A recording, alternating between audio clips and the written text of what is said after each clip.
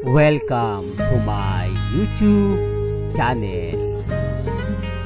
Kung bago ka lang sa channel na to at true-blooded Aldab Nation ka, tama po ang channel na pinuntahan mo.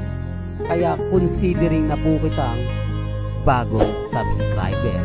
At huwag mong kalimutan pindutin yung bell para lagi po kang updated sa bagong video na ilalabas ko. Salamat po sa iyong pag-click sa channel na to.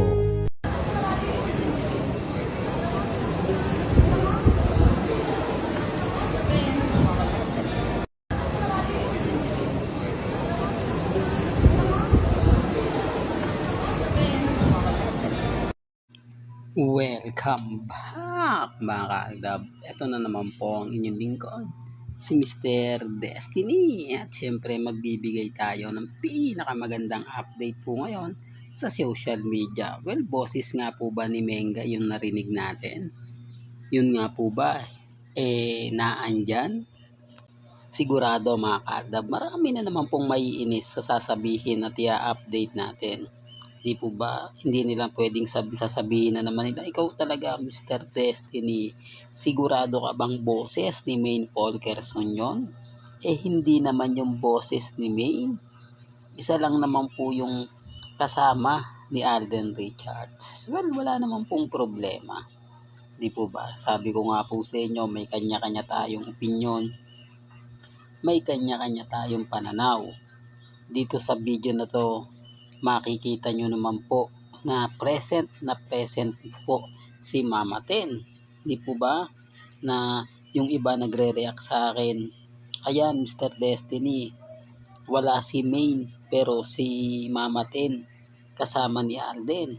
O baka sabihin mo na naman, kasama sa, kumbaga sa bakasyon, o ibig kong sabihin kasama ni Mengay si Mama Ten, sila Baby Teo.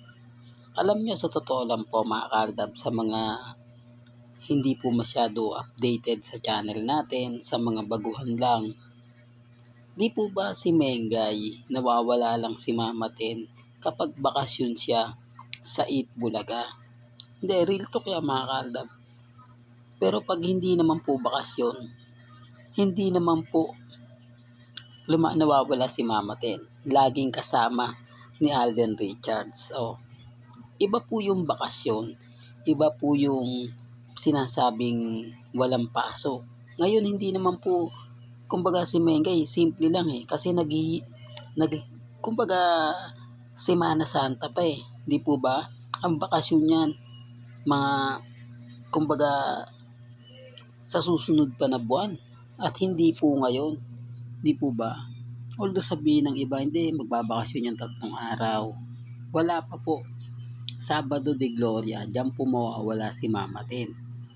Diyan po yan masasabi natin na bakasyon po sila Maine Polkerson. At syempre, sa beach po ito pupunta. Kaya nga sabi ko sa inyo, alam ko marami magre-react, marami magkokomento. Hindi pa po bakasyon si Maine, sa bahay pa lang po. Kapag nagbakasyon po si Maine, diyan po mawawala si Mama Ten.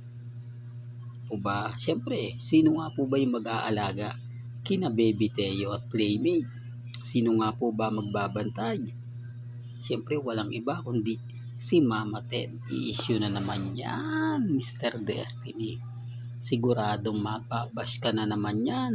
Siguradong pinag-uusapan ka na naman at pinagpepiestahan ka sa balita mong wala naman daw pong kakwenta-kwenta. Okay lang naman po yun.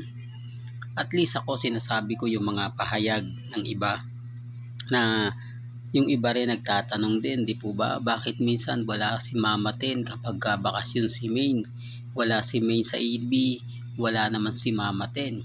Bakit dito sunod-sunod ang mga update ni Alden, sunod-sunod naman po si Mama Ten? Doon pa lang may mali na no? Pero syempre hindi natin pinipilit yung mga bagay-bagay na alam naman po natin ang katotohanan. Ang sa akin lang naman po, binibigyan ko kayo ng konting idea. Binibigyan ko kayo ng mga konting kaganapan para lang kayo na rin po mag-react kayo na rin po magkomento kung ano po yung sa palagay po ninyo at kung ano po sa tingin po ninyo yung tama. Di po ba? Hindi, real to kaya mga kaaldab. Kaya nga po hindi ako basta-basta nagpapa-apekto. Hindi ako basta-basta nagpapadala.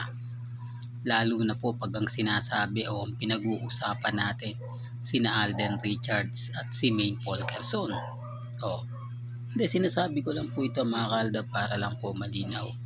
Pinapaliwanag ko lang ito sa mga bitter, sa mga naiinis at syempre sa mga taong di po ba laging galit, laging kontra. Ngayon mga kaaldab, pansin nyo, masaya po tayo ngayon, masaya ang fandom ngayon dahil nasa atin po ang momentum, sunod-sunod na mga update, sunod-sunod na mga post na imposible nga po na hindi ito makita, imposible nga po na hindi ito mapapag-usapan. Sinasabi ko lang po ito mga kaaldab sa mga taong bitter, pinapaliwanag ko lang po ito sa mga taong naiinis, sa mga taong galit at sa mga taong hindi masyado. Kaya dun sa mga nagsasabi, hindi Mr. Testy, wala pong problema, di po ba? Basta ako kalmado, basta ako kampante. Malay nyo mga kaaldab, di po ba, bukas sa makalawa mag-iba na po yung senaryo, mag-iba na po yung kwento. Yung sinasabi nilang ganito, yung sinasabi nilang ganun, magbago.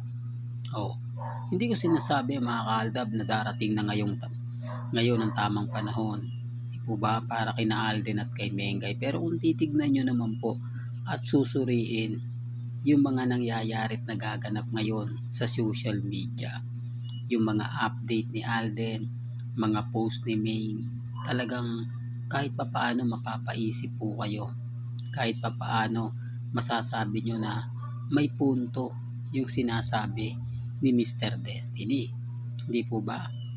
Well, may kanya-kanya po tayong opinyon at pananaw. Lagi ko po itong sinasabi, kumbaga kung ano po yung paniniwala po ninyo, nire-respeto ko po yan at ginagalang.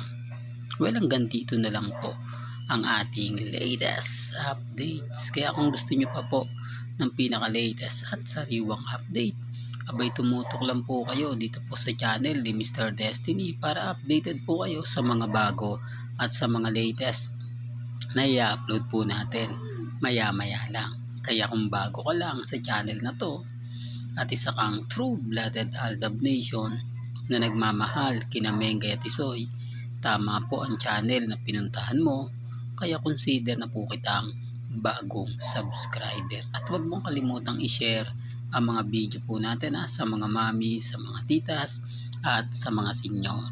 Hanggang sa muli, salamat po sa panonood at pakikinig.